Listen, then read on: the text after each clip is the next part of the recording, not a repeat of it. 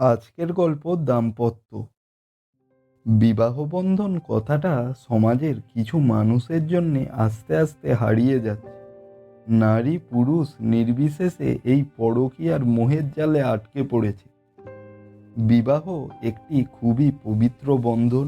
বিবাহের পর অন্য কারোর সাথে সম্পর্কে জড়ানোর আগে একবার ভাবা উচিত, যার সাথে 7 জন্ম কাটানোর কথা দিয়েছি, পরকীয়ার মোহের জালে আটকে তাকে কতটা অপমান করা হবে।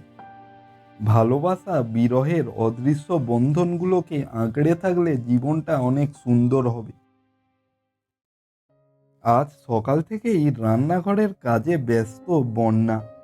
সত্যের পছন্দের সব খাবার তৈরি করেছে নিজের হাতে। করবে নাই বা কেন? আজ সত্য ও বন্যার বিবাহে 3 বছর পূর্ণ হতে চলেছে। সত্য চৌধুরী কলকাতার এক কর্পোরেট অফিসের উচ্চপদে কর্মরত, আর বন্যা রবীন্দ্রভারতী ইউনিভার্সিটিতে ইতিহাস বিভাগের প্রফেসর। ভালোবেসেই বিয়ে হয় তাদের। ছোটবেলায় ভালোবাসার সম্পর্ক বিয়ের পরিণতি পেয়েছিল। দুজনেরই বসতবাড়ি উত্তরবঙ্গে, কিন্তু কর্মসূত্রে কলকাতার এক ফ্ল্যাটে থাকতে হয় দম্পতিকে। আর প্রতি বছর আজকের দিনটাতে বন্যা নিজের হাতে রান্না করে সত্যের জন্য। বন্যার হাতের মটন কষা আর পোলাও সত্যের খুব প্রিয়। প্রতিদিন ব্যস্ততার কারণে বন্যার সময় হয়ে ওঠে না রান্না করা, তবে আজকের দিনটায় হাজার ব্যস্ততা সত্ত্বেও ছুটি নিয়ে একসাথে সময় কাটায় দুজনে। কিন্তু এই বছর সত্যের অফিসে বিদেশি ক্লায়েন্টদের সাথে জরুরি মিটিং থাকায় ছুটি পায়নি সত্য। সন্ধ্যায় বন্যা একটা কালো রঙের জামদানি শাড়ির সাথে সোনালি রঙের স্লিভলেস ব্লাউজ পরে, যা সত্যের দেওয়া উপহার, সাথে খোঁপায় জুঁই ফুলের মালা আর চোখে গাঢ় কাজল, ঠোঁটে ডিপ মেরুন লিপস্টিকের সাথে অসাধারণ মানিয়েছে বন্যাকে। বন্যা এমনি সুন্দর, খুব একটা সাজগোজের দরকার পড়ে না ওর, কিন্তু যখন সাজে ওর সৌন্দর্যের আরও অনেকখানি বেড়ে যায়। এদিকে ড্রয়িং রুমটাকেও লাল রঙের বেলুন গোলাপ ফুলের পাপড়ি দিয়ে খুব সুন্দর করে সাজিয়েছে সকাল থেকে নিজের হাতে। সত্যকে এইবার সে সারপ্রাইজ দিতে চায়, কারণ প্রতিবার সারপ্রাইজটা সত্যই দেয় বন্যাকে। এখন ঘড়িতে 10টা বাজতে যায়।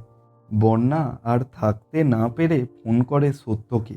এক 5 স্টার হোটেলে টেবিলে রাখা ফোনটা 2-3 বার ভাইব্রেট হয়ে কেটে গেল। ওই ফোনটা বাজছে তো তখন থেকে, রিসিভ করে নাও। মেঘা সত্যকে নিজের কাছ থেকে সরিয়ে কথাটা বলল। সত্য মেঘাকে আর কিছু বলতে না দিয়ে কাছে টেনে নিয়ে মেঘা নরম ঠোঁটে নিজের ঠোঁট ডুবিয়ে দিল। মেঘাকে আস্তে আস্তে কোলে তুলে নিয়ে শুইয়ে দিল বিছানা।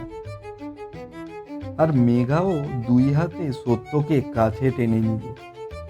সত্য মেঘার কপালে চুমের পরশ এঁকে দিল।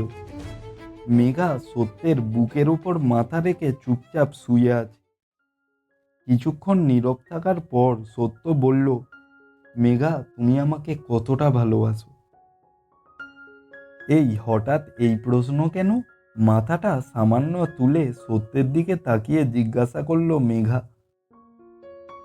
আহা, বলোই না। আমি জানি না কতটা, তবে ভালোবাসি। মেঘা হালকা হেসে জবাব দিল। আমাকে বিয়ে করবে মেঘা?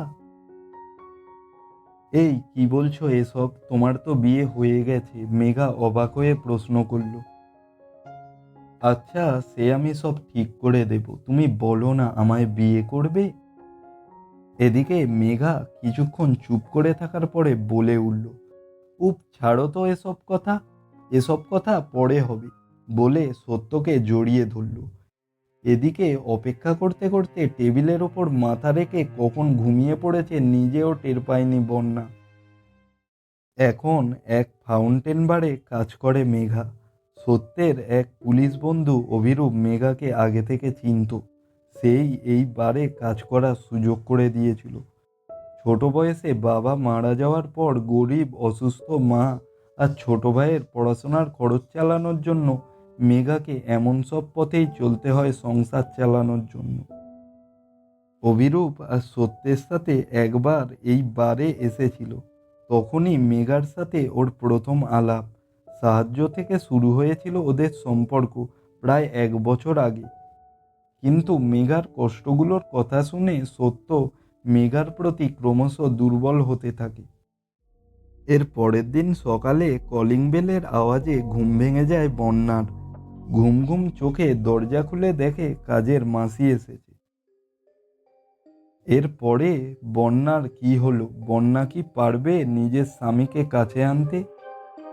যদি জানতে হয় অবশ্যই আমাদের সঙ্গে থাকুন আর চ্যানেলটাকে সাবস্ক্রাইব করুন, সাথে এই ভিডিওটাকে লাইক করুন। আজকের ভিডিও আমরা এখানেই শেষ করছি। Tata, bye bye.